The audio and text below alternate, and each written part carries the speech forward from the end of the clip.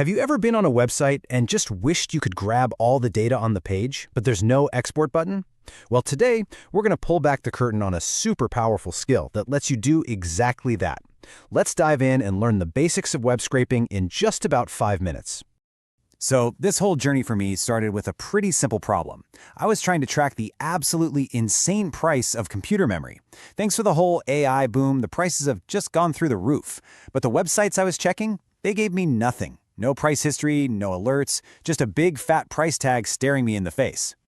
So what are you supposed to do?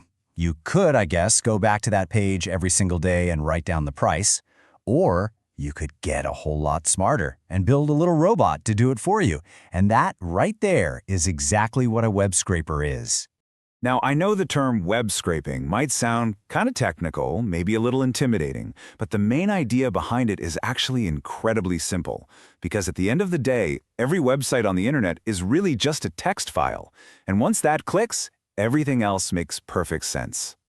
This right here is kind of the secret of the whole internet. You see, when you visit a beautiful website, what you're seeing is the pretty visual layer. But underneath all that, your browser is just reading a text document full of code. A scraper, it just skips the pretty part and reads that raw text document directly. It goes straight to the source.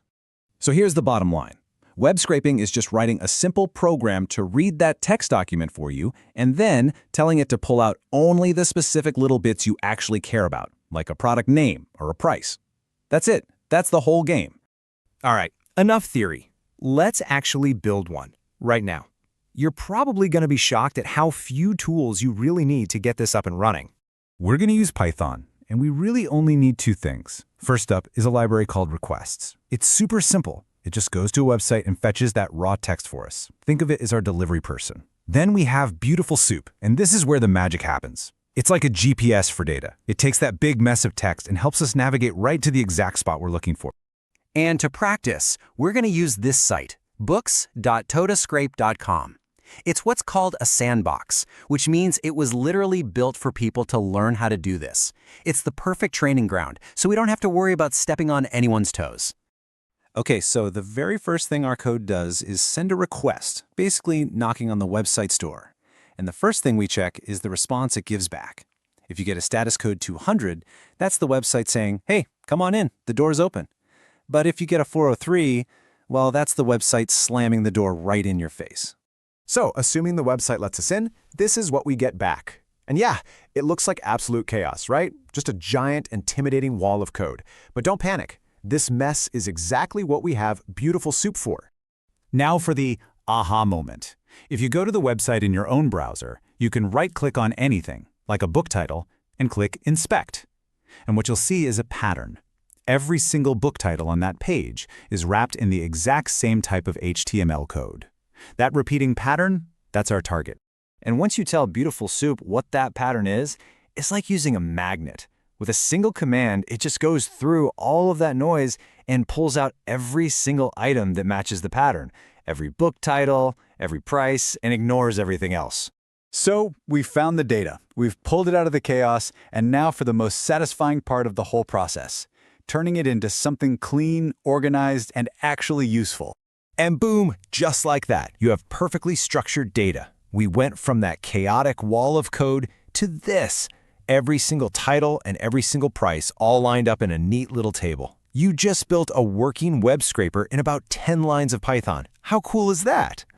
Of course, the last step is to get this data out into the real world. And the great thing is, Python has a module for creating CSV files, you know, the format every spreadsheet program uses, built right in. So with just a couple more lines of code, you can save your results and you're ready to go. Okay, so everything we just did works perfectly on a nice, friendly practice site.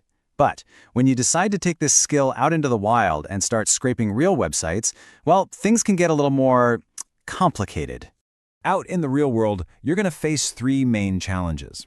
I like to think of them as the boss battles of web scraping. First, you've got pagination. That's when the data is split across like 100 different pages. Then you have JavaScript, where the data you want isn't even on the page at first. It loads in later. But the third boss, that one's the real final boss. And that final boss is IP blocking. Modern websites are incredibly smart, and they are constantly on the lookout for scrapers. Trying to hit a major commercial site over and over from a single IP address? Yeah, that just doesn't work anymore. You are going to get that door slammed in your face fast. So how do you get around this? How do you beat the final boss? For me, the most effective and reliable way to handle this aggressive IP blocking is to use a residential proxy service like Data Impulse. They basically give you the keys to the kingdom. And how do they do it? Well, they have this absolutely massive network of over 90 million real residential IP addresses spread all across the globe. This means your scrapers requests don't look like they're coming from one computer, but from millions of different real users. It makes you practically invisible. But here's what's really compelling, at least to me, the pricing. It's just $1 for 1 gigabyte of traffic. There's no monthly subscription, no hidden fees, and your data never expires. You just pay for exactly what you use. It's a total game changer. And on top of that, you get all the professional features you'd expect. You can have your IP address rotate automatically with every request, or you can have a sticky session for when you need to stay logged in. It supports all the major protocols, and they have real human support around the clock if you run into any trouble. And that is web scraping in 5 minutes. You now have the core concept to turn the entire internet into your own personal database. You've got the tools, you've got the strategy, and you've even got the solution for the biggest challenges out there. So the only question left is, what will you discover?